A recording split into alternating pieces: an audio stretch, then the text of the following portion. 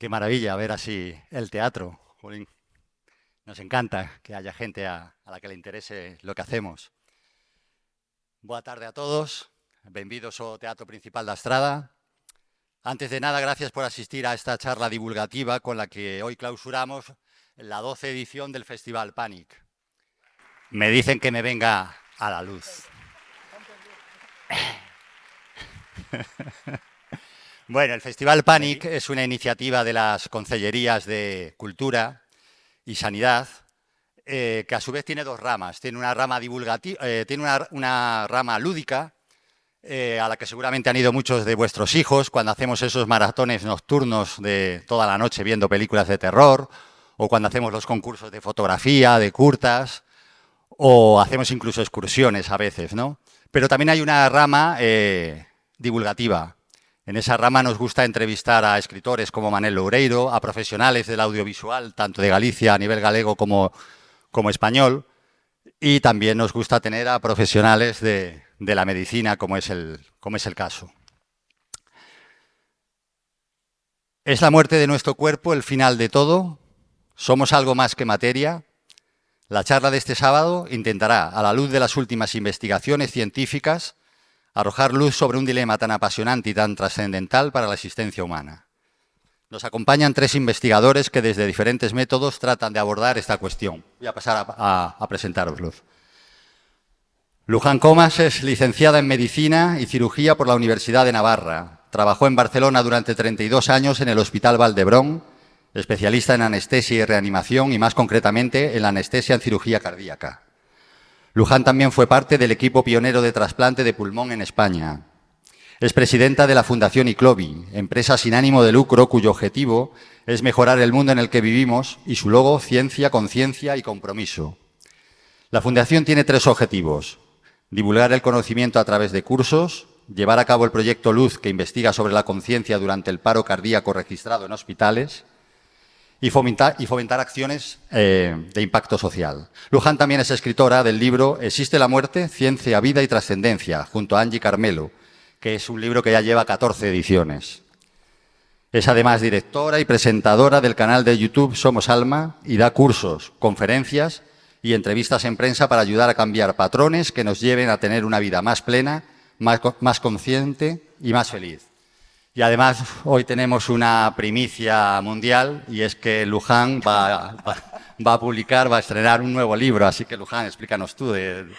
Bueno, es la primera vez que vamos a comentarlo porque ya está a punto de acabar.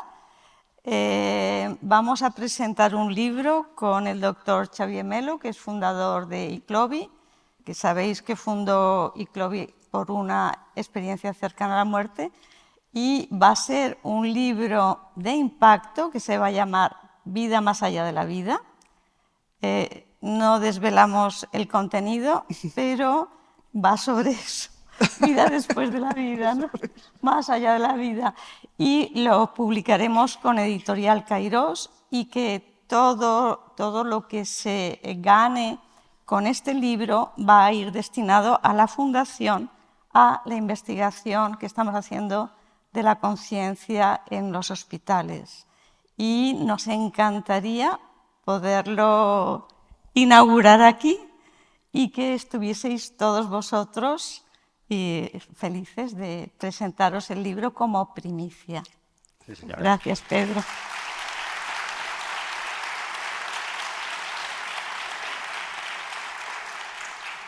Estaremos encantados, Luján, de que presentes aquí ese libro, ¿no?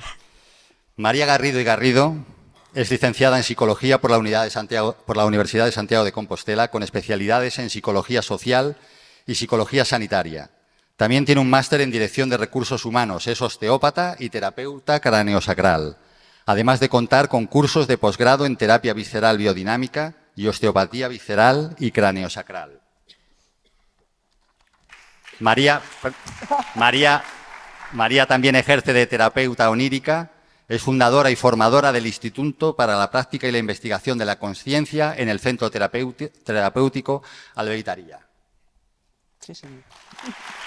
Gracias.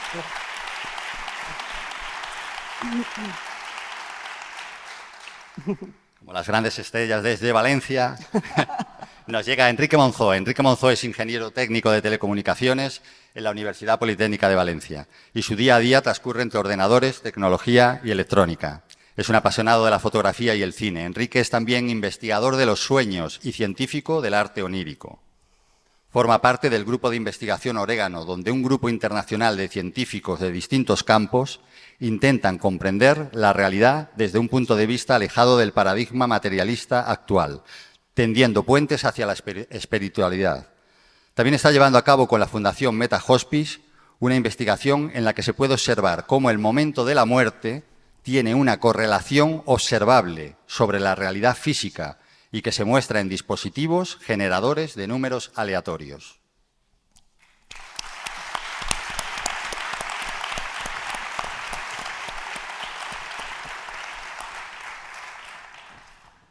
Bueno, estamos en el mejor sitio para hablar de esto, porque en un teatro podemos hacer una similitud, ¿no?, entre el teatro cuando baja el telón y la vida cuando llega la muerte. Pero no es así. María, ¿por qué no hablamos? ¿Por qué no hablamos de la muerte? Porque nos da miedo. Porque nos da miedo. Y el miedo siempre es fruto del desconocimiento. La cuestión es que vamos a intentar levantar el telón y a ver qué hay detrás, ¿no? Estamos en un paradigma materialista, lo acabamos de decir, o sea que lo importante y lo que pensamos que es la realidad exclusivamente es la materia, lo que tenemos, los títulos, el dinero, la materia, y no lo que somos en realidad. El paradigma pues está aún imperante y está cambiando, este paradigma pues, cartesiano de materialismo, y nos vamos hacia un paradigma un poquito más abierto, cuántico, que abre mucho las posibilidades. Y esta es la idea de la charla, que podamos levantar un poco ese telón, que de alguna manera hagamos fácil el hecho de que nos demos cuenta de que somos mucho más que materia. Eso es lo que vamos a intentar ahora. Luján. El micro. ¿Qué entendemos? ¿Qué entendemos por muerte? ¿Qué es la muerte? Bueno, yo antes de hablar de la muerte quería agradecer al Ayuntamiento de Estrada, a todo el Departamento de Cultura, de Sanidad, a ti, a José Loeiro y a todos los que habéis participado en que este evento sea posible. Felicitaros porque sois muy valientes y sobre todo al público que ha asistido a un tema tan tabú y que os habéis desplazado de muchos sitios, no solo de Galicia, sino también de España para poder estar aquí, y sin vosotros esto no sería posible. Y pensar que lo que cambie cada uno va a repercutir no solo en uno y en llevar una vida más coherente y más feliz, sino en vuestra familia, en vuestro trabajo, a vuestro alrededor. Nada de lo que hacemos se queda ahí. Siempre se transmite a los demás. Entonces, gracias por estar aquí. Y ahora te contesto. La muerte. Clínicamente, la muerte la podríamos definir con 3 parámetros. Uno es un paro cardíaco. El corazón se para, es decir, no bombea sangre. Al no bombear sangre, el organismo se queda sin. Hay órganos que son más sensibles al déficit de oxígeno y otros más resistentes.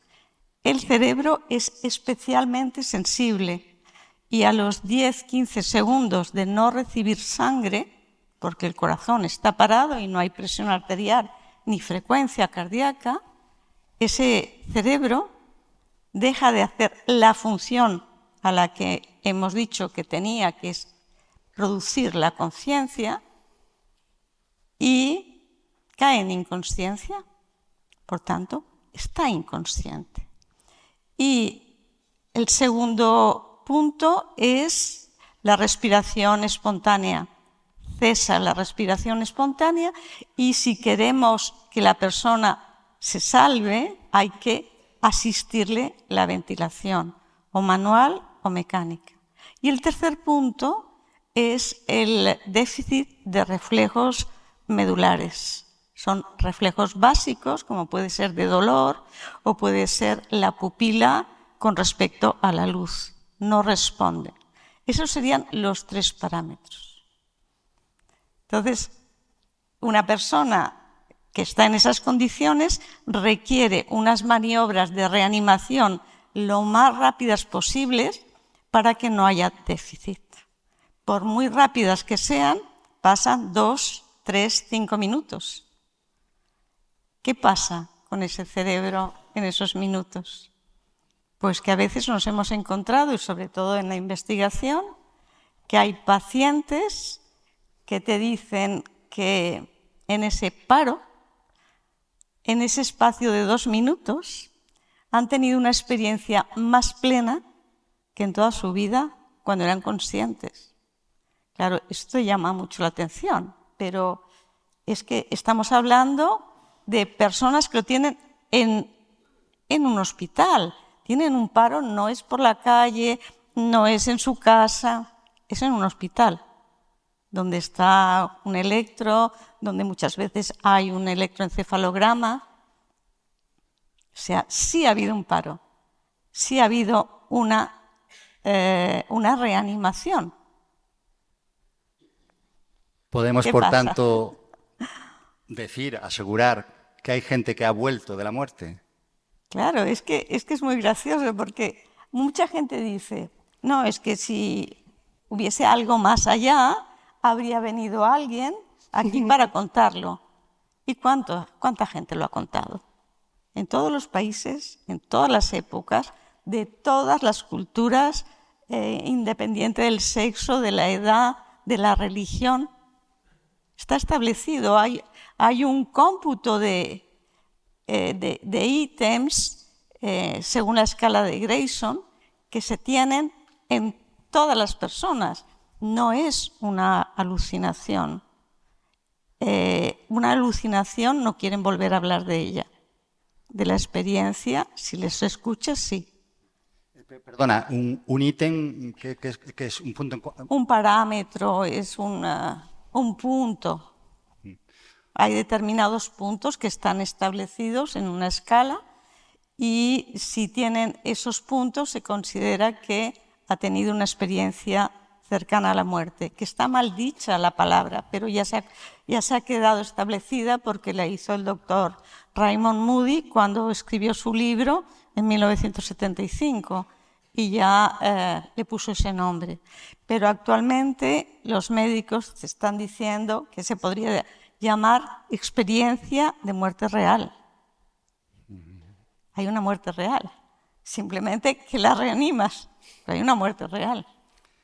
Nos vas a explicar ahora un poco esos ítems, esos puntos en común, pero vamos a ver un vídeo con algunas de estas, de algunos testimonios, ¿no? Algunos de estos testimonios. Vale.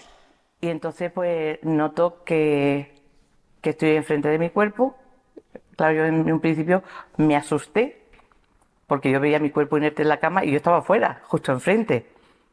Me encontraba fantásticamente bien. O sea, cuando estaba en el cuerpo me dolía absolutamente todo, todos los huesos, todos los músculos. Y bueno, en ese estado de conciencia, pues yo estaba feliz de la vida. Y sobre todo lo que experimentaba era una inmensa paz. Yo creo que esa es la cuestión clave. Y una inmensa felicidad, que eso también es la cuestión clave. Sí sé que cuando abro los ojos, porque los abro, yo veo a mi derecha y veo a mi padre sentado. Y mi padre estaba sonriendo, o sea, mirándome, sonriendo como si no pasara nada, o sea, como si mi padre murió hace 28 años.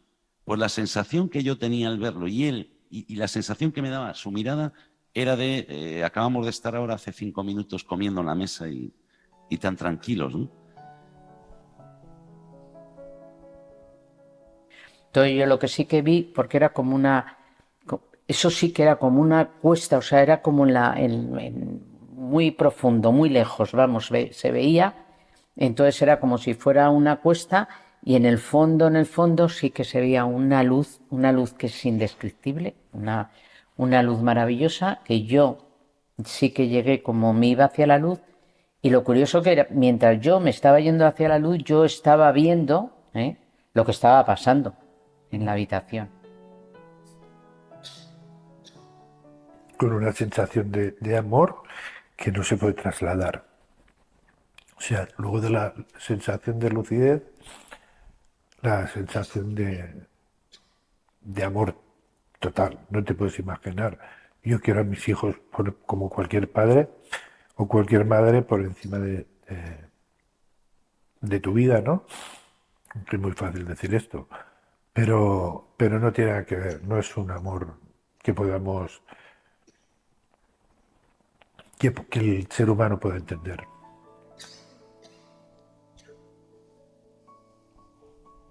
En aquel momento ella refiere, también es frecuente, como si fuera una pantalla, tuvo una visión de toda su vida, pasada, presente y futuro. Esto sí que me dijo que no contara nada. Es decir, me contó cosas del futuro de su vida. No podías sentir tu vida, sino podías sentir todo lo que había en tu vida. Podías sentir, pues si fuera ahora, pues te podías sentir a ti, podías sentir el aire, podías oír el mar, podrías sentir el mar, la planta, ¿sabes? O sea, como si todo... Bueno, aquí se nos había pasado el vídeo, ya lo sabíamos, pero bueno, en estos ítems a mí me llevan... La primera pregunta que te quiero hacer es un poco por la duda, ¿no? ¿No ha habido alguna vez alguien que os quiera mentir? ¿Perdona? ¿Alguien que os quiera mentir, que os quiera decir que tuvo una experiencia y que fuera mentira? O no sé... Eso depende de la persona, a lo mejor sí, pero son cosas que son demostrables, ¿no? Además, en el estudio es en un hospital y el cuestionario se lo pasas después de que ha tenido la experiencia y también al grupo control. Y te pueden decir pues, que están en el quirófano y que se les ha estropeado el bisturí, que no tenían para otro de relevo, que tenían que volverlo a esterilizar, lo que decía el cirujano, la música que había en el quirófano. Hay cosas que son constatables. Claro, aparte de que tampoco creo que a mucha gente le apetezca mentir, ¿no? al despertar. Es que estás en un estado que eres uno con todo. No puedes decir una cosa por otra. No podemos confundir una ECM, una experiencia cercana a la muerte, con una alucinación, ¿no? Hay gente que dice, cuando estas personas se despiertan y lo cuentan al médico, muchas veces les han dicho es una alucinación o es la medicación. No es así. Una alucinación generalmente es desagradable. No tiene esta sensación de paz.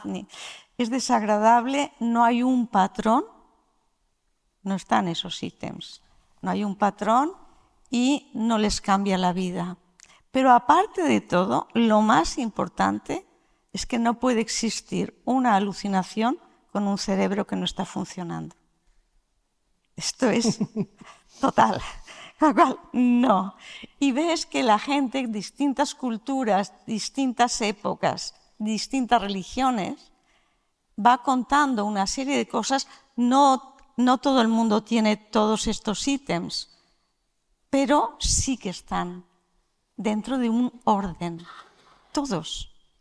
Y eso es muy distinto de una alucinación que nunca sigue ningún patrón. ¿Cuántos ítems hay? 17. ¿Y todo el mundo tiene esos 17 ítems? No. El 17 es el total. Pero ya teniendo 7, ya a partir de 7 se puede decir que es una experiencia cercana a la muerte.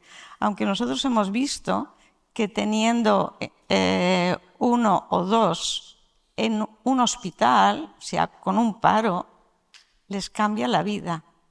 O sea, a lo largo del tiempo Nuestro estudio está en 3 fases: el primer año, el segundo año y a los 8 años.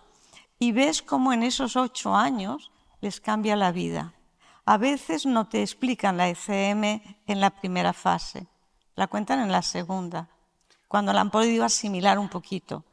O sea, hacéis un seguimiento de estas Un personas. seguimiento de 8 años. Hasta sí. 8 años. Sí. Estamos, por lo tanto, asegurando, diciendo que seguimos existiendo, ¿no?, después de la muerte. Aquí podría entrar yo y te podría decir una experiencia en relación a los sueños, ¿vale?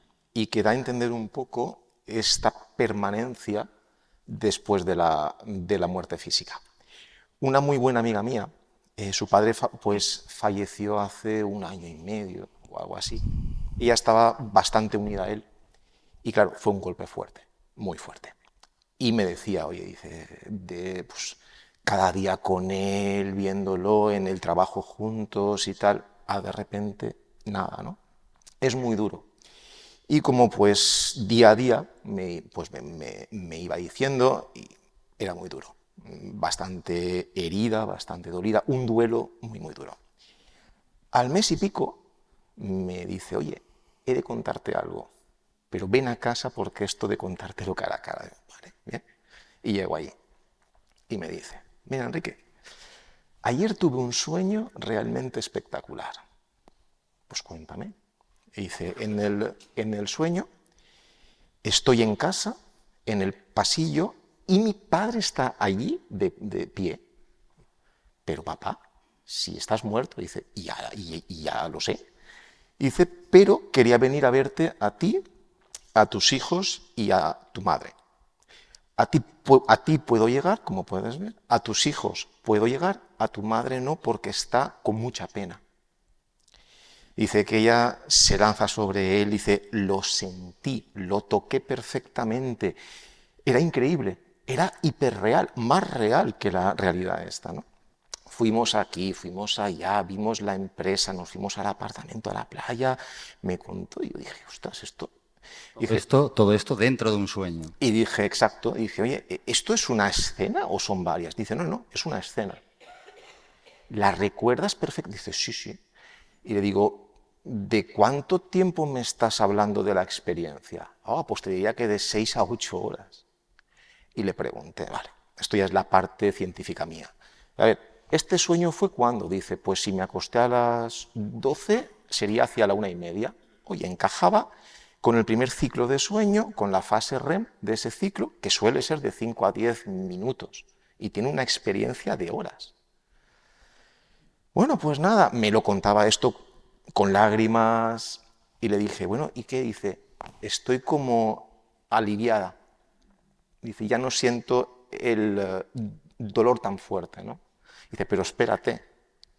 Dice, por la mañana, mi pareja, cuando se despertó, me dice, oye, he tenido un sueño muy raro. Tu padre estaba en casa, en el pasillo, de pie. Y yo le dije, pero suegro, pero si usted está muerto. Dice, sí, ya lo sé. Pero estoy aquí para ver a mi hija, mis nietos y a mi mujer. Y el hijo mayor, la misma historia. Mamá, anoche tuve un sueño muy fuerte. El abuelo estaba en casa y vino a verme acá. Claro, cuando me cuenta esto, y tal como la ciencia actual piensa sobre los sueños, que es un constructo mental del cerebro que se deshace de información, dices, ¿cómo es posible que 3 personas sueñen la misma noche, el mismo tipo de sueño, el mismo contexto, la misma información y los mismos personajes? La única forma que puedo verlo es de que realmente la conciencia de la persona que ya no está ha podido hacer esa comunicación. ¿Cómo lo ves, María? Desde tu perspectiva. Desde tu perspectiva, ¿no?, psicológica, ¿cómo es esto posible? A ver, la cuestión es que todo es una cuestión de grado. Siempre estamos acostumbrados a o blanco o negro. En realidad, esto podemos pensar que ocurre pues por la misma razón que una persona tiene una ECM. La cuestión es que en una ECM el cerebro sí está apagado y cuando estamos durmiendo no, pero el cerebro está de retén, por así decirlo. Nuestro cuerpo físico está out, por así decirlo. Pero esto es más fácil de lo que parece. Quiero decir que de alguna manera todos tenemos en algún momento la experiencia de que nuestro cuerpo lo dejamos de sentir. Las personas que meditan, llega un momento en el que tú no sientes el cuerpo. Tú estás en un estado en el que estás consciente y tienes experiencias, pero tú no sientes el cuerpo. Pero también cuando estamos en la playa. A ti te duele normalmente el brazo, estás en la playa, estás conectado con la naturaleza y el brazo no te duele, no lo sientes, estamos desconectados en ese aspecto. Entonces, la cuestión es que ¿cómo es posible que tengamos una vida, una experiencia, cuando nuestro cuerpo o está más apagado del todo, o cuando esta es la gran pregunta? Y bueno, pues lo que pasa es que el mundo de los sueños es un gran desconocido. Bueno, yo como Enrique somos un apasionado de los sueños, pero está hablando de lo mismo, que somos algo más que materia. Y todo es en grados. Hay gente que me dirá, bueno, a mí lo de los sueños, yo no sueño. Bueno, todos soñamos. La cuestión es que te acuerdes o no. Cuanto más en este mundo materialista estés o más hacia adelante, como digo yo, casi que menos te vas a acordar de los sueños. Pero quiero decir que es como por grados. Si tú eres una persona pues, que a lo mejor tienes más dificultades emocionales, psicológicas, es más probable que tengas pesadillas y que el sueño lo que sea es una especie de alivio, por así decirlo, para que tú, o en cambio el sueño también puede ser en otro grado un poquito mayor, una parte de ti te está comunicando algo de forma simbólica, como para que juntos avancéis en un crecimiento, o que te encuentres en algún lugar, dimensión, plano, con un fallecido, o este tipo de cosas, en un espacio intermedio, por así decirlo, en el que pueda haber esta comunicación. Esto es otro melón que se puede abrir muy fácilmente. Sí. Luján, hay un ítem o bueno, una experiencia, ¿no?, que es la del observador, ¿no? ¿Qué nos puedes contar sobre el observador, sobre esa experiencia donde uno llega a verse a sí mismo? Efectivamente, déjame que termine, porque sí es cierto que se me olvidaba lo de los sueños. Cuando estamos, los que soñáis, o sea, los que os acordáis del sueño, os daréis cuenta que de alguna manera vivimos lo que estamos soñando, estamos ahí, pero también lo estamos viendo desde aquí. Es como, ¿cómo puede ser? Estamos en dos sitios. Somos ese personaje y estamos viendo esa historia. Ese es el efecto observador, que es que además se observa también en las ECM. O sea, la persona observa y ve desde su conciencia. ¿Es posible que haya una correlación entre el mundo de los sueños y la sed? Perdón, tenéis que perdonar que el micrófono. No es que haya una correlación, es que somos conciencia aparte de materia. Entonces, en el sueño estás conectado aún de alguna manera con tu fisicalidad y en la ECM no, pero esta es la cuestión, que en el mundo de los sueños está hablando de que somos mucho más que exclusivamente la materia, y el efecto observador se da igual que cuando en una ECM, te voy a decir, Pedro, pon la filmina, esa filmina del efecto observador, se observa este efecto en las ECM. Explícale, Luján. Luján, tenemos ahí pero un dibujo. Además yo quería añadir que eso es lo que uno pretende cuando entra en meditación, ser el observador de tus pensamientos. Es decir, si yo estoy observando mis pensamientos, es que yo no soy mis pensamientos. Somos el observador. Pues en las ECMs el primer ítem es el de observador. Sales de tu cuerpo y tú te observas cómo te están reanimando. Qué es lo que están diciendo, qué están haciendo. Tú dejas de tener dolor, tú te ves a ti mismo y ves abajo un cuerpo que sabes que eres tú, pero no te sientes tú, porque tú no tienes dolor, tú estás completo, si te han hecho una amputación, tú estás completo, tienes sensación de completo. Y quieres decir a los que te están reanimando, no, pero si yo estoy muy bien, yo estoy vivo, yo no tengo ningún dolor. Y este dibujo es fantástico porque es el dibujo de un niño o una niña que era muy pequeño, de 5 o 6 años. Este sale en el libro de Pim Van Lommel, pero anteriormente lo publicó Melvin Rose, que era pediatra, ¿no? Y esta es la historia de un niño que explica su ECM. Como un niño no puedes preguntarle todas estas cosas, se les hace dibujar. Y entonces está clarísimo cómo se ve al niño en la camilla, cómo lo están reanimando, cómo tiene seres que le están viendo, como un payasete, el que está aquí, que me imagino que le hace sonreír, cómo se ve desde arriba completo, cómo se está sonriendo, porque está bien, no le duele nada, cómo ve arriba a la derecha, veréis ángeles o ves seres de luz. Y se ve volando, parece que está volando como con un arco iris, y está feliz porque está flotando y se ve desde abajo, ¿no? Esta es la manera que tenemos en la investigación también de hacer el cuestionario, es hacerles dibujar. ¿También a las personas adultas les hacéis dibujar? O...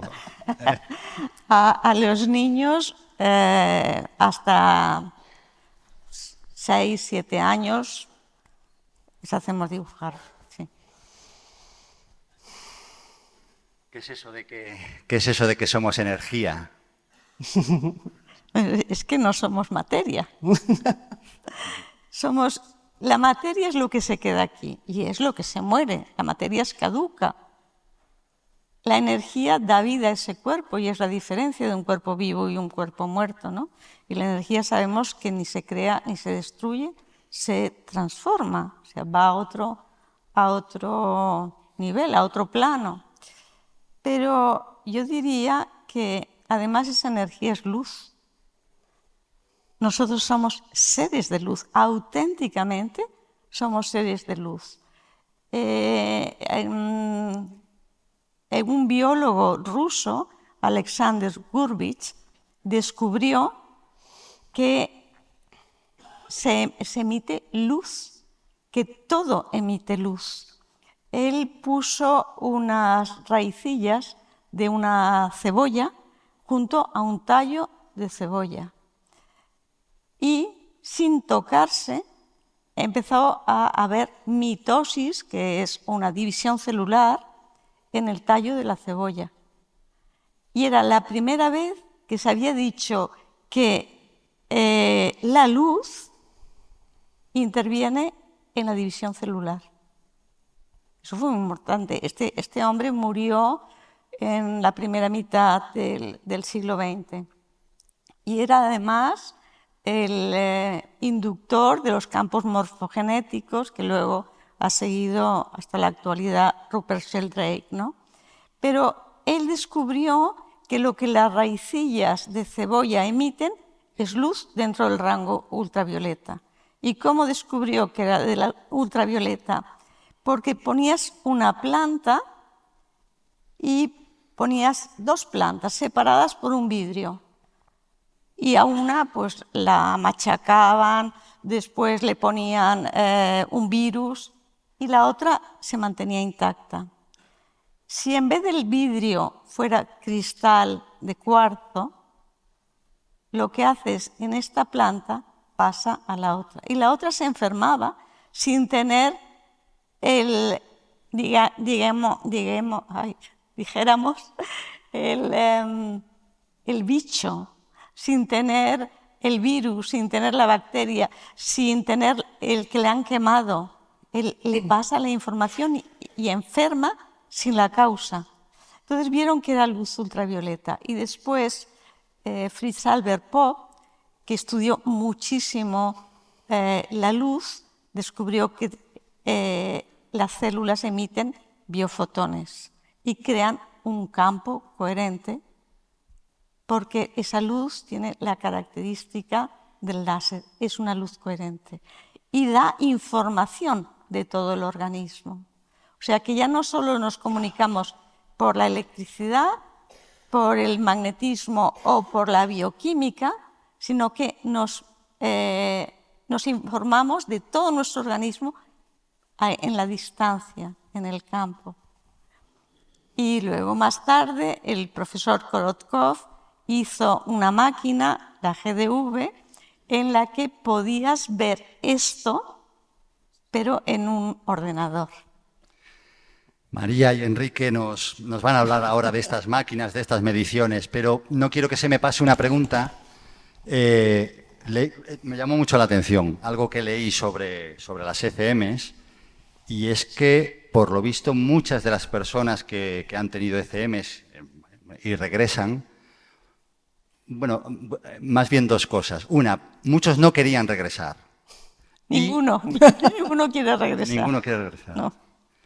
Y por otro lado, que les cambia mucho la vida hasta el punto de que hay muchas separaciones, hay muchos casos de separaciones de matrimonios, etcétera, donde uno de ellos ha tenido una ECM y no ha sido capaz de continuar su Sí, en vida. un 70, un 75% se separan, porque la persona con la que se han casado no tiene ya los mismos gustos, las mismas apetencias, porque su vida cambia, porque encuentra que estamos aquí para algo, que tu vida tiene que tener un sentido y un significado, y se vuelven menos materialistas, más espirituales, que no quiere decir religiosos, se vuelven más altruistas, más de ayuda a los demás, porque lo que queda es lo que queda en el corazón de la gente, es lo que tú hayas aportado.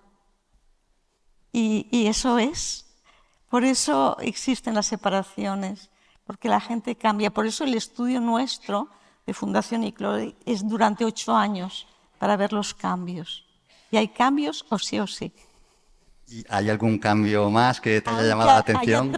Hayan pasado 30 años, no tienen por qué ser inmediatos, pero ocurren. Y, repito, ¿hay algún cambio aparte de este que te haya llamado la atención de lo que es eso, la vida de esa persona que vuelve?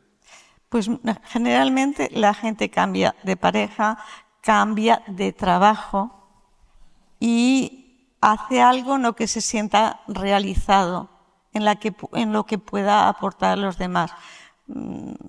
Es que todos son importantes. María, vamos a ver un poco del tema este de la energía, de la luz. ¿Tienes? Hay algunas cosas también que muchos se vuelven, o sea, esa sensibilidad hacia la vida también es una sensibilidad de captación. Quiere decir, son personas que se comunican de una manera diferente, que le llegan las emociones de las personas de una forma diferente. Esto, o sea, el significado de que la materia pasa a un segundo plano, o al último, o ya ahí abajo. Y claro, o sea, yo siempre lo digo que parece muy poético esto de que somos luz, pero es que somos luz. Es evidente. El doctor Korotkov, que es es un físico ruso, del que hablaba Luján, este señor de aquí. Y esta máquina, la GDV, es una tecnología que se llama BioWell. Toda la máquina, bueno, ¿qué es esto? Que no es una caja de Kleenex, es esa máquina. Toda la tecnología con el software se llama tecnología BioWell. ¿Qué es lo que hace esto? Esto lo que hace es, nosotros metemos el dedo aquí para que dentro esté oscuro, dentro de esta cámara, y lo que hace es emitir una descarga muy pequeñita para estimular la piel de los dedos. Se mide cada uno de los dedos, ¿vale? Y se registra cada uno de ellos. Y el estímulo, la luz que emana el cuerpo, el dedo por esta estimulación, la máquina lo fotografía. Y lo que hace es, con la recogida de todos los dedos, realiza la generalización del campo biofotónico de la persona. Sí, ponlo si quieres. Bueno, yo lo que hicimos fue un estudio en el que, vamos a ver, por así decirlo, hay como dos tipos de estudios. El estudio que es de tipo más humanista, por así decirlo, que es un estudio totalmente estandarizado y pormenorizado, que son los estudios de recogida de las ECM, y los estudios más tecnológicos, por así decirlo, que son este caso. La cuestión es que la ciencia lo que está haciendo ahora es ver lo que antes no podíamos ver. Nos referimos a este tipo de tecnología. Antes no teníamos, igual que antes no podíamos reanimar a alguien y ahora podemos hacer estas cosas. Entonces estamos evidenciando algo que ya pasaba, porque esto se sabía desde siempre, miles de años, todas estas culturas hablando de esto. Entonces, lo que hace esto es registrar el campo biofotónico de la persona. Hicimos un experimento, es una muestra muy pequeña, eran 20 pacientes, que lo que hacíamos era hacer una medida pre-tratamiento, midiéndole el campo, hacíamos la terapia y dejábamos pasar 10 minutos de descanso y volvíamos a medir. Podía no haber pasado nada, o sí, lo que queríamos era ver qué pasa, ¿no? Y yo os traje unas imágenes de 3 casos. La máquina medía varias cosas. Yo lo que cogí fue 3 medidas. Era la medida de energía general, que está medida en julios, la medida de energía de una zona en concreto y la entropía. La entropía es la cantidad de desorden que hay en algún sitio. Entonces, bueno, esta es la foto antes de la sesión, en la que se ve ahí, por ejemplo, yo cogí para que se viera bien, un hueco, y esta es la de después de la sesión. En los datos, la cantidad de energía era de 69 julios, después de 74 hay un 7,2% de aumento. En la zona de este trocito en el que se ve que el campo está roto, o casi roto, la energía de antes es de 3,3, la de después es de 5,5, hay un 68,7% de aumento. Y la entropía, o sea, la cantidad de desorden, en el primer caso era de 2,2 y se reduce el desorden a un 1,6. Pasa a la siguiente. Este es otro ejemplo, que viene siendo, pues, en este caso, por ejemplo, hay un aumento mucho mayor de la energía de la zona, hay un aumento de un 241%, lo vemos ahí abajo. Y la siguiente es como más impactante. El campo biofotónico de esta persona, bueno. Está completamente roto. Bueno, un campo uniforme está hablando de salud a todos los niveles, física, psicológica y emocional. Esta persona no está saludable. Se hace el tratamiento, bueno, yo escogí esta parte de arriba como medición y se ve el cambio antes, es de 40 julios, después de 53, un aumento de 32,5. En la zona específica pasa de un 0,3 a un 5,1, son tantos por cientos, bueno, se salió. En todos los casos, en los 20 pacientes ocurrió, menos en uno, que fue pues muy poquito, pero en 19 hubo cambios significativos. A mí me encantaría replicar este experimento y no soy la única que lo hace, o sea que se nos van poniendo a la cola. En la entropía pasó le lo pides contrario. permiso a la gente que va a tu consulta, claro, le pides claro, permiso claro. y si quieren hacer Sí, bueno, es que mis pacientes son muy amables conmigo, me dejan hacerle muchas cosas raras. Y claro, lo que estamos viendo es que hay una correlación entre la energía, entre la materia, que vemos los efectos que está pasando. Y al mismo tiempo que yo hice este fue mi trabajo de fin de curso para la Fundación ICLOBI. Con Enrique y yo nos conocimos en un curso de la Fundación.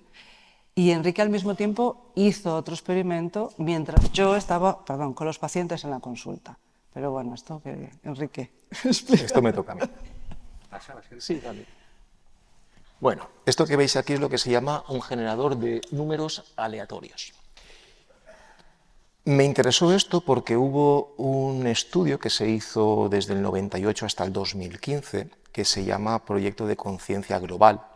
Y era un grupo de científicos que lo que hizo fue colocar una serie de dispositivos como estos, unos 100 y pico, alrededor de todo el planeta, y quisieron ver, lo que ahora voy a explicar de forma sencilla, si situaciones que ponía a todo el planeta enfocado en algo, un hecho particular que fuera de un impacto serio, emocional serio, si podía haber una alteración. Si pones la siguiente, y me voy a levantar para explicarlo. Vale. El aparatito este lo que hace es, el ordenador requiere al generador, que es un USB, que se puede pillar en Amazon. Cada segundo dice, dame 200 unos y ceros, que sería el equivalente a pillar 200 monedas y tirarlas y ver cuántas son cero, cuántas son cara o cruz, o 0 o 1, que es esto aquí. Uno entiende que cuando lanza una, que salga una cara o una cruz, un 0 o un 1, pues oye, igual te sale uno que el otro tú no lo sabes. Si lanzas 200, lo normal es que te salgan 100 unos, 100 ceros, 102 unos, tal. Y eso es lo que esperas de forma normal. Lo que ocurría es que cuando ocurría algo en el mundo bastante serio, había una desviación como que pues te salían 10 unos y 190 ceros por un tiempo largo. Y esto no es normal. Si pasas, porfa. Entonces, lo que voy a intentar explicar aquí de forma sencilla. Esto es el rango de tiempo de una sesión que hace ella, ¿vale? La parábola que veis aquí lo que va a indicar es que, estadísticamente, mientras la señal aleatoria que genera esto esté en su interior, todo es normal. Es decir, es aleatorio puro. Sube, baja, pero no sale nunca. Y la gráfica en sí, pues es, a cada segundo va acumulando cuánto se desvía de lo que esperas que sea el valor exacto medio, que son 100. Como hay 200, ¿vale?, que te van a dar ese 0,1, tú esperas un 50% de ceros, un 50% de unos. Y la acumulación pues va subiendo por la desviación, ha de estar ahí dentro. He de explicar que el aparatito este, que es electrónico puro, genera la aleatoriedad a partir de una propiedad de física cuántica del material, ¿vale? Es decir, se ha estudiado, lo que genera es aleatoriedad pura. Día 28 de julio del 21. 2 sesiones de María que están separadas en el tiempo por 15 minutos. Veis como antes la zona en sombra, eso está ahí en marcha, y justo cuando empieza hay un salto y se sale fuera. Esto es anómalo al 100%. En el intermedio, la zona esta pues está más o menos estable, y cuando empieza la segunda, vuelve a haber un salto que se sale fuera.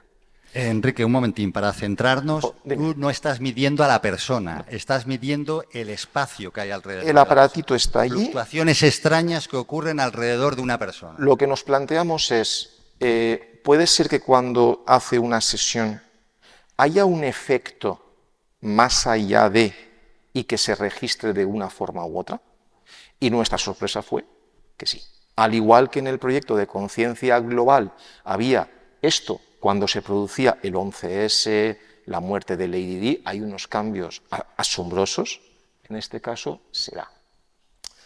Y intuíamos que no solo es el hecho de la sesión en sí, sino quizás el contenido emocional para el paciente que podría haber, ¿vale?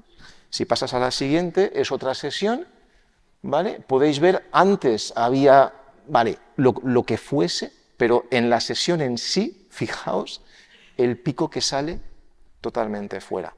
Entonces, un aparato electrónico que está calibrado para que sea plenamente aleatorio, que tengas esta señal ahí dentro, y que cuando hagas algo en particular se te salga, que funcione de forma anómala, es algo bastante curioso.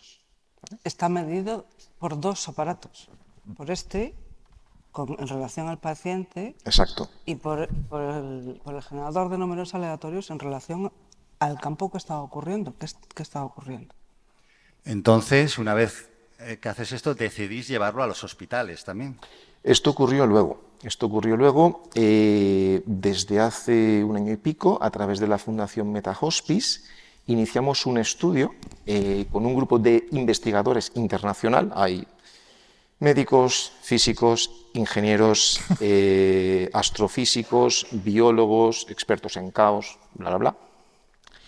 Y la idea era el plantear si en el instante de la muerte puede haber alguna alteración que se registre en el entorno físico. Entonces se planteó... Enrique, no quiero ser pesado, es un poco para el público.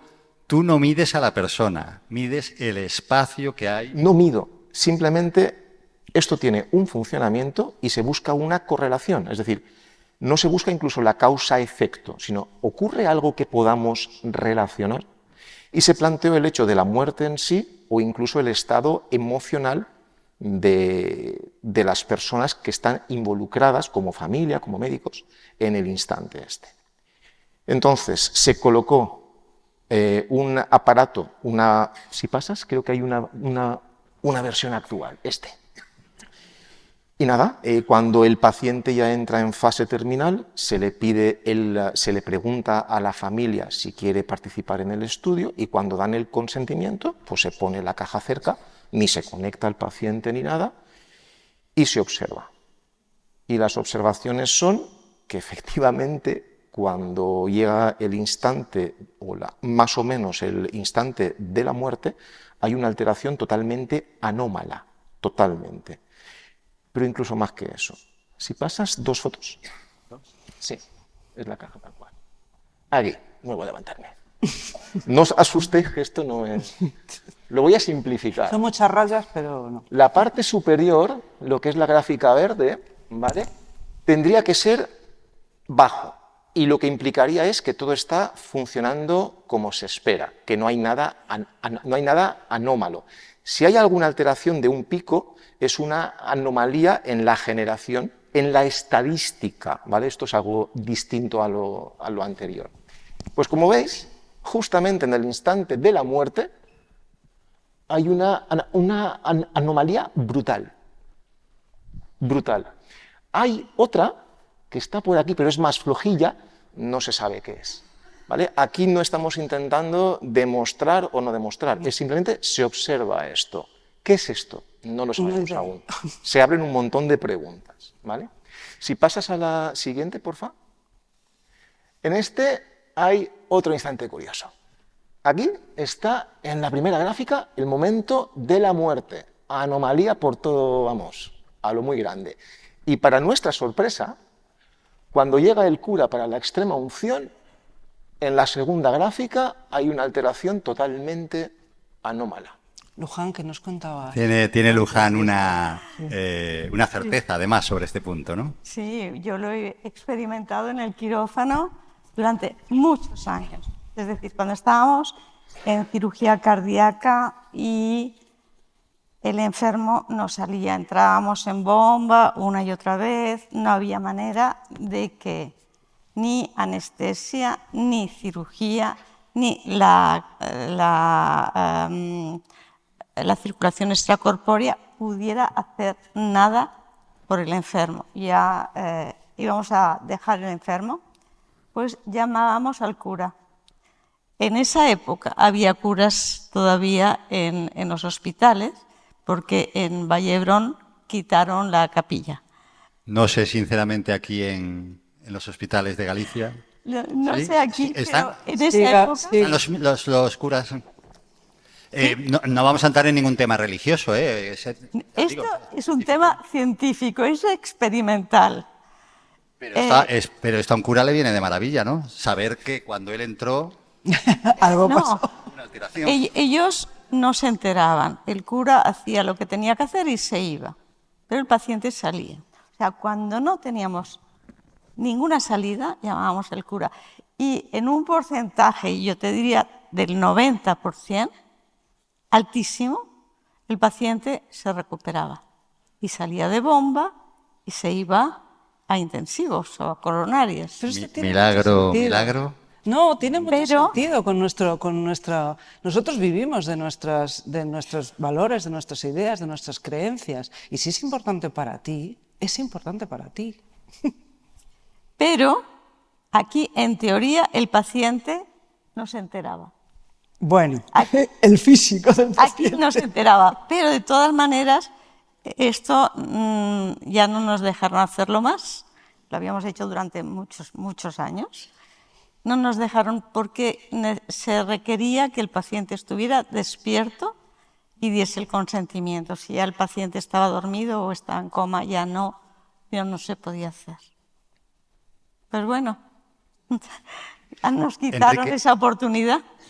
Enrique, sabes que hay más, aún hay más variaciones, no solo la de cuando entra el cura y el momento Sí, de la muerte. no sé si hay otra imagen, no sé si hay otra. Había otro, ¿no? Sí. ¿Vale? En esta también hay otro.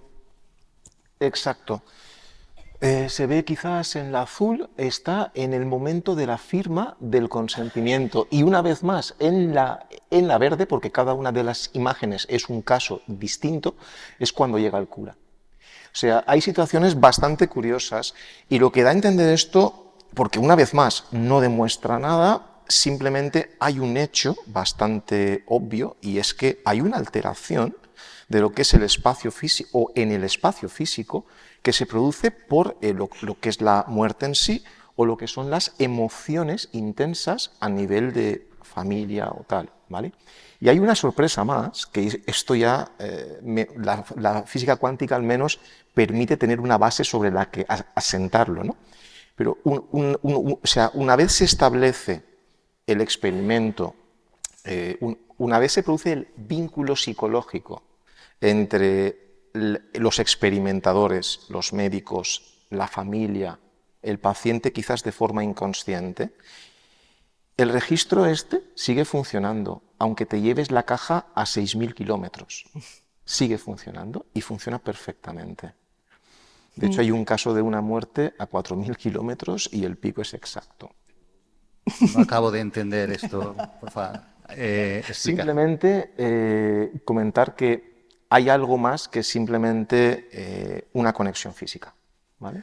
Y que cuando se establece ese vínculo con el aparato, pues vamos a hacer esto, estamos todos de acuerdo, los científicos, los médicos, la familia, se crea una especie de vínculo psicológico, que es lo que en cierta manera, en cierta forma, parece ser lo que produce este cambio en el aparatito. Pero si entendemos que el aparato ese no está conectado al paciente, no está conectado a nadie. Sí, claro, es lo que he querido Claro, no es una decir, cuestión ¿no? de rango, del rango que pueda medir el No aparato. enchufáis ese aparato a la No. persona, sino que está en el espacio donde... Bueno, pero es que está aquí O fuera. o a 4.000 kilómetros. Una Está vez vinculado de alguna manera. ¿Vamos a hacer esto? Sí, vamos a hacer esto. Pues lo mandamos a 4.000 kilómetros. Pues lo mandamos a 4.000 kilómetros. Esto lo que hace es abrir un montón de cuestiones Claro. muy, muy importantes y aunque esto hace un montón de años pues podría ser como fantasmagórico, hoy desde la perspectiva de la física cuántica no lo es. Simplemente eso. Pero por ejemplo, en las ECM te hablan de que todo está unido a todo, del entrelazamiento cuántico, y ellos no saben física cuántica, pero se sienten que están unidos al universo, que todo tiene un para qué, Exacto. tienen una comprensión de todo, y somos más que un cuerpo físico, ¿no? Por otro lado, yo pienso que igual que cuando teníamos las bombillas incandescentes, antes de fundirse, echaban una luz, aumentaba muchísimo la luz. ¿Por qué no antes de morir se aumenta la luz? Es una buena reflexión. Esa es una posibilidad también, ¿no? Ciertamente. Y después también, si esa persona que se está yendo tiene esa conexión en ese otro plano de expansión, de amor, de todo, ¿cómo no va a ser reflejada ahí? Podría ser. Exactamente. Tenemos que investigar mucho. Luján, no te quiero hacer un examen, ¿eh? de las 17 ítems, pero ¿nos podrías comentar unos cuantos ítems? Estos Primero puntos está en fuera, común que relatan fuera las personas. del espacio y del tiempo. Estás fuera del espacio y del tiempo. Puedes tener percepciones de futuro. Puedes entender, comprender todo en la vida, que todo tiene sentido. Puedes sentirte comunicado a todo, a la naturaleza, a los seres humanos, a todo y a todos.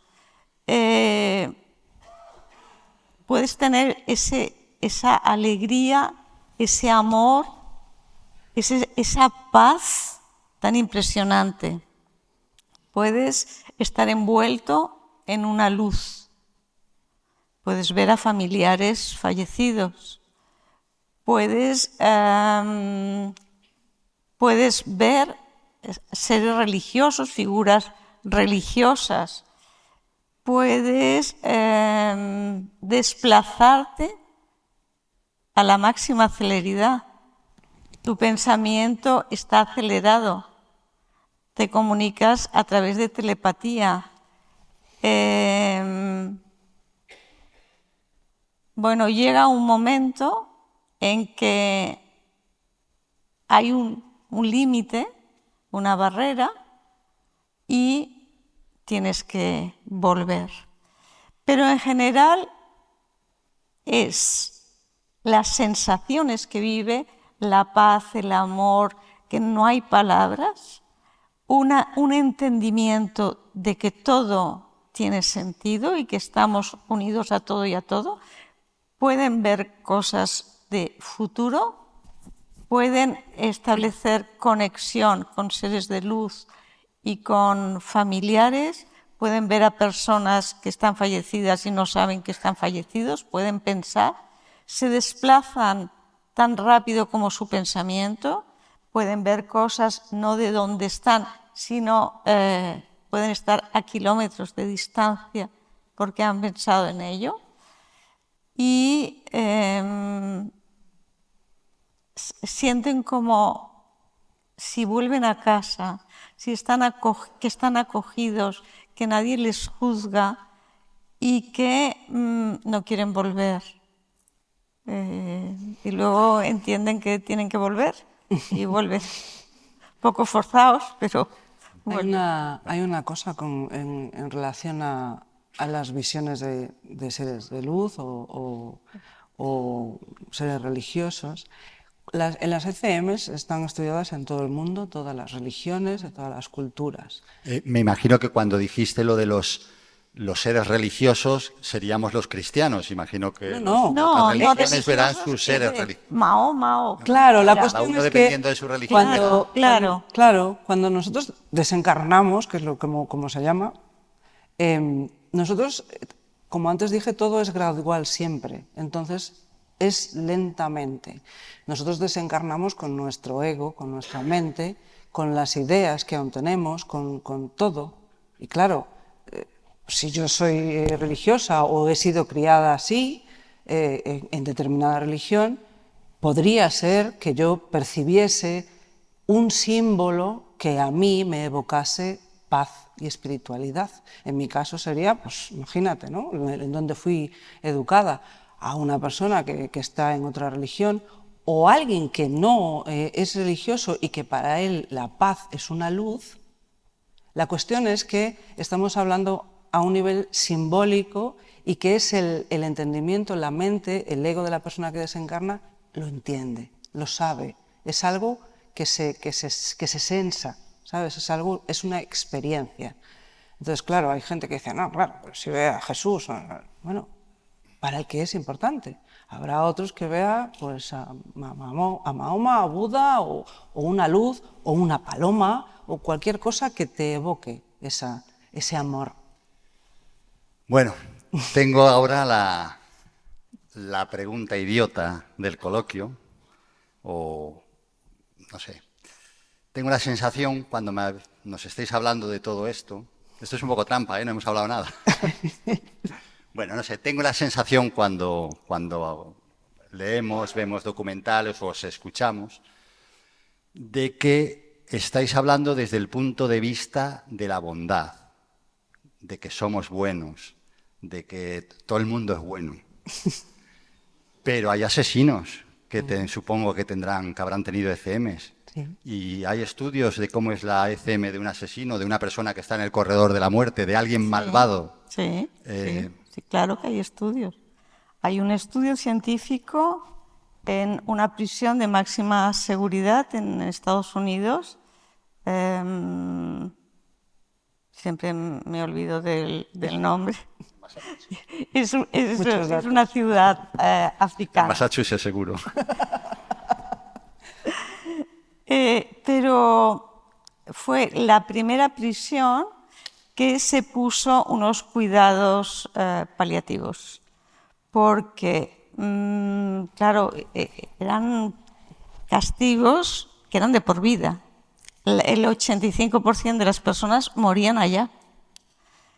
Con lo cual, al director de la prisión se le ocurrió hacer un servicio de ayuda a las personas que iban a morir con voluntarios dentro de los criminales. Para él, la mejor redención era la compasión. Y entonces era totalmente voluntario y, bueno, pues les daban la medicación, los cambiaban, los limpiaban, los bañaban y convivían con la persona que se iba a ir. De estas personas, yo no me acuerdo ahora los porcentajes, pero era como un 1 y pico % que tuvo experiencias cercanas a la muerte negativas. Todos los demás positivas. Todos los demás sentían a la madre, generalmente, que venía a buscarlos. Nadie los juzgaba. Se sentían de vuelta a casa con ese amor incondicional como cualquier otra persona. Ya todos somos iguales a los ojos de Dios. Todos somos iguales. Y todos somos hijos y todos estamos llenos de ese amor.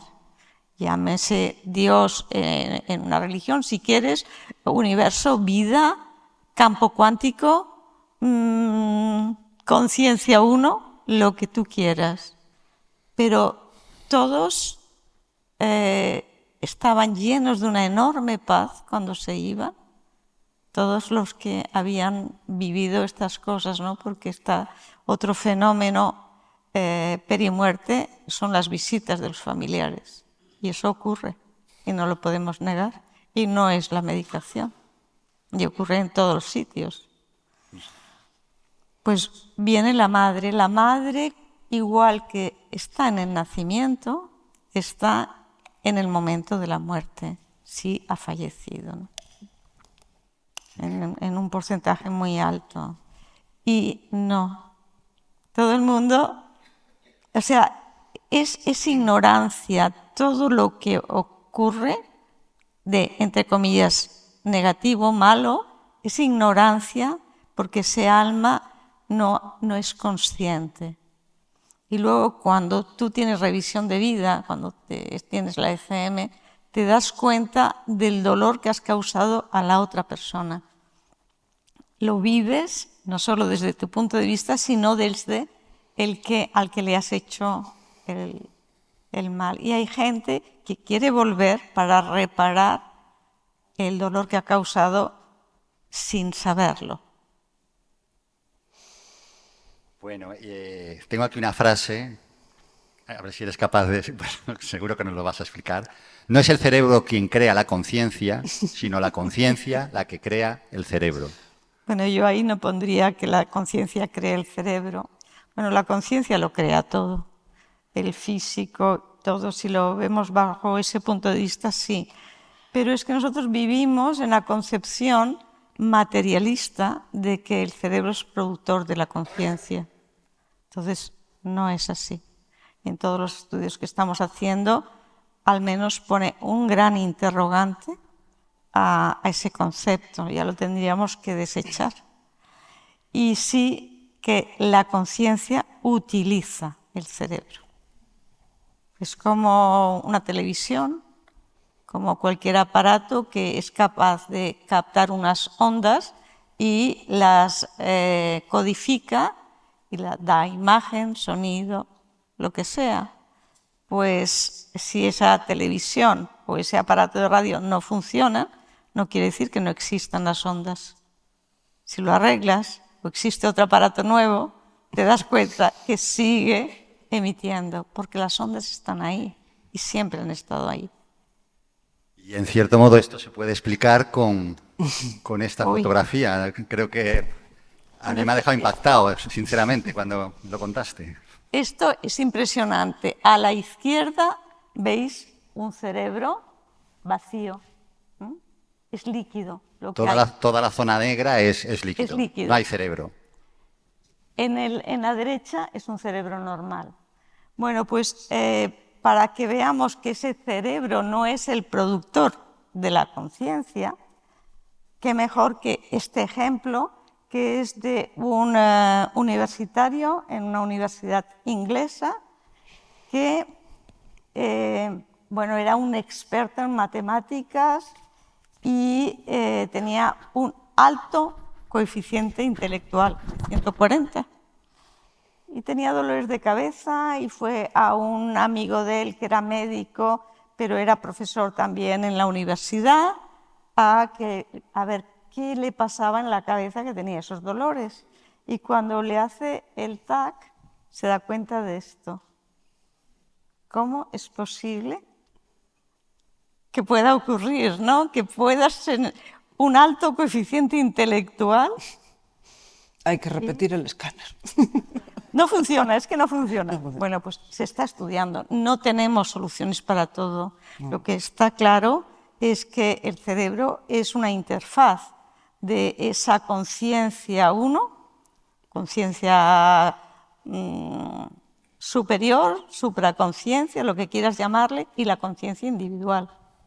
Pero el que no esté, no quiere decir que el que no esté el cerebro no quiere decir que no haya la conciencia. Y de ahí también todos los estudios que se están haciendo de personas en coma y personas con conciencia vegetativa, que se consideraban que eran vegetales, que ya no había una conciencia detrás. Pues se está demostrando que hay una conciencia. O sea, se está demostrando que gente que está en coma tiene conciencia. Tiene conciencia, simplemente no la puede manifestar. Pero gente que ha vuelto del coma te pueden decir, hay casos en los que, un caso concreto de una mujer que era ciega y estaba en coma y era irreversible. La mujer se recuperó y cuando se recupera dice que le han robado y que las personas que le han robado tienen físicamente estas características y además te dice los nombres porque llevaban un cartelito con los nombres. O sea, vio mientras estaba en coma, una ciega.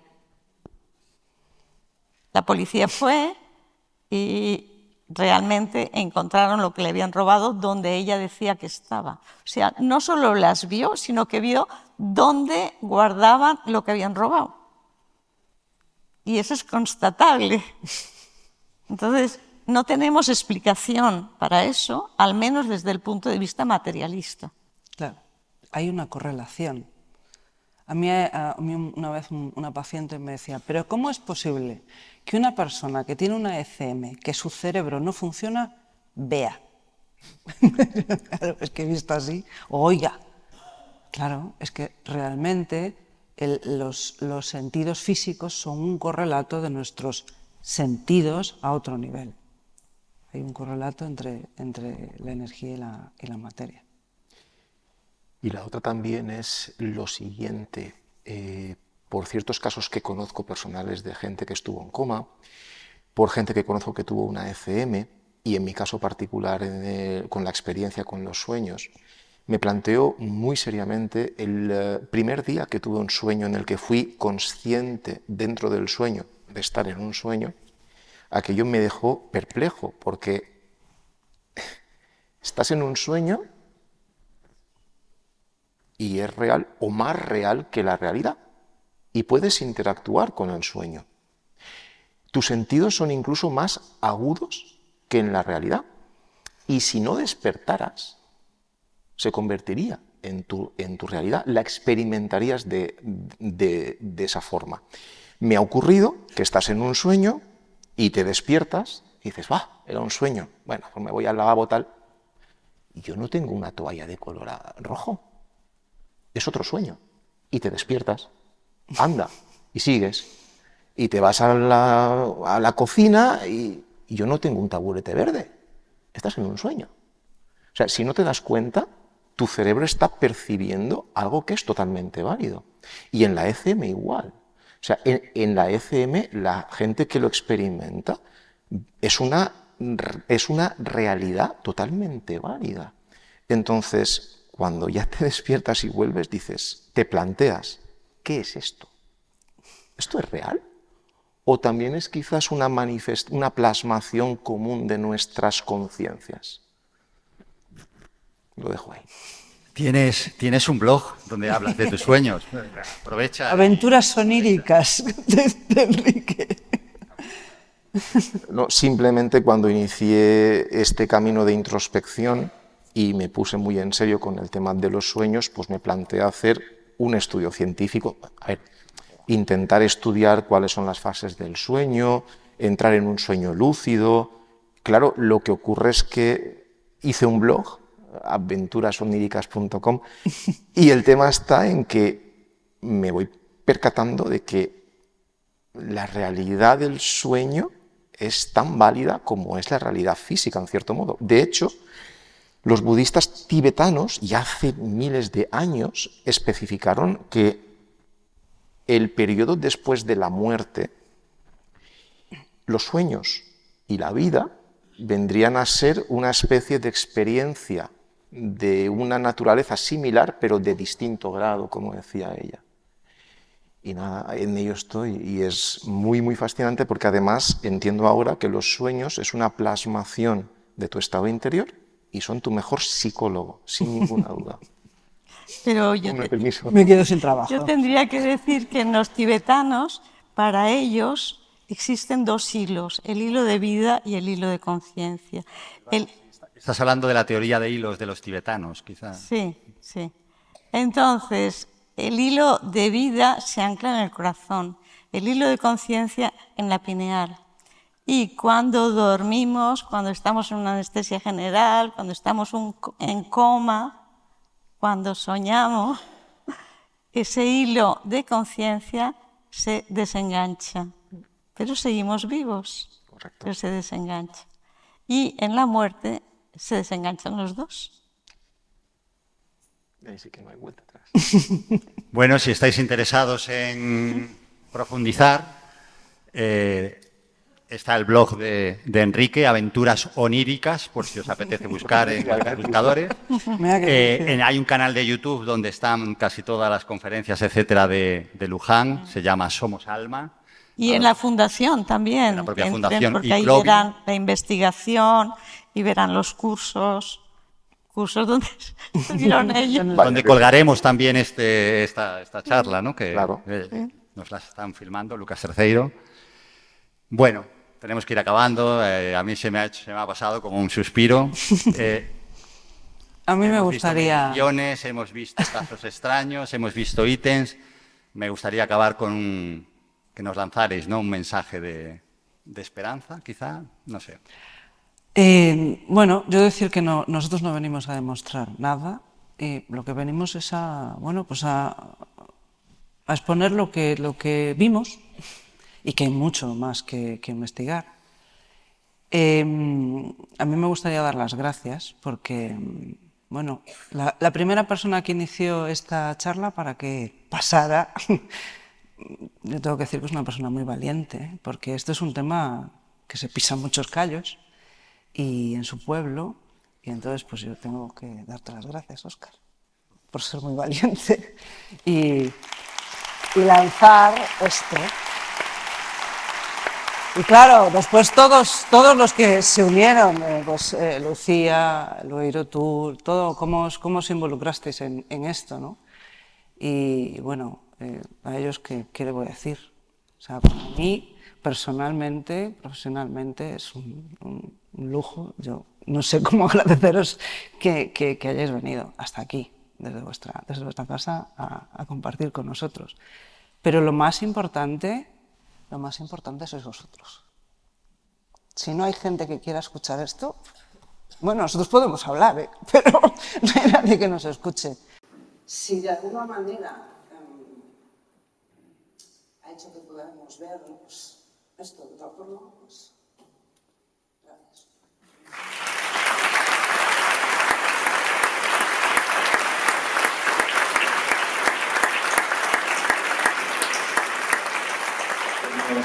Hemos tardado 3 años en conseguir traeros, pero creo que ha merecido la pena.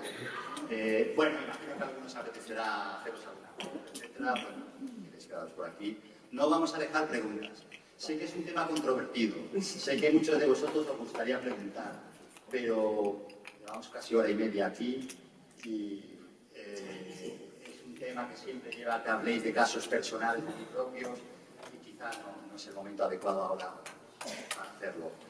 De todas maneras, como digo, si queréis hacer alguna foto, alguna cosa, y lo dicho, muchísimas gracias por vuestra atención y hasta la presentación del libro de Luján cuando llegue el momento.